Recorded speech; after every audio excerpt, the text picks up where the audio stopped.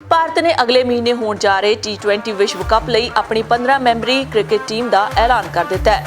Senior of spinner ਰਵਿਚੰਦਰਨ Ashwin ਵੀ ਇਸ team ਦਾ ਹਿੱਸਾ ਹੋਣਗੇ। ਭਾਰਤੀ ਕ੍ਰਿਕਟ ਬੋਰਡ BCCI ਨੇ ਸਾਰਿਆਂ ਨੂੰ ਹੈਰਾਨ ਕਰਦਿਆਂ ਸਾਬਕਾ ਕਪਤਾਨ ਮਹਿੰਦਰ ਸਿੰਘ ਧੋਨੀ ਨੂੰ ਟੀਮ ਦਾ ਮੈਂਬਰ ਨਿਯੁਕਤ ਕੀਤਾ ਹੈ। ਅਸ਼ਵਿਨ ਤੋਂ ਇਲਾਵਾ ਇਸ਼ਾਨ ਕਿਸ਼ਨ, ਅਕਸਰ ਪਟੇਲ ਅਤੇ ਵਰੁਣ ਚੱਕਰਵਰਤੀ ਨੂੰ ਵੀ ਟੀਮ ਵਿੱਚ ਥਾਂ ਦਿੱਤੀ ਗਈ ਹੈ। 34 ਸਾਲਾਂ ਦੇ ਅਸ਼ਵਿਨ ਦੀ 4 ਸਾਲ ਮਗਰੋਂ ਸੀਮਤ ਓਵਰਾਂ ਦੀ ਕ੍ਰਿਕਟ ਟੀਮ ਵਿੱਚ ਵਾਪਸੀ ਹੋਈ ਹੈ। ਉਸਨੇ ਆਪਣਾ ਆਖਰੀ T20 ਮੈਚ 9 ਜੁਲਾਈ 2017 ਨੂੰ ਖੇਡਿਆ ਸੀ।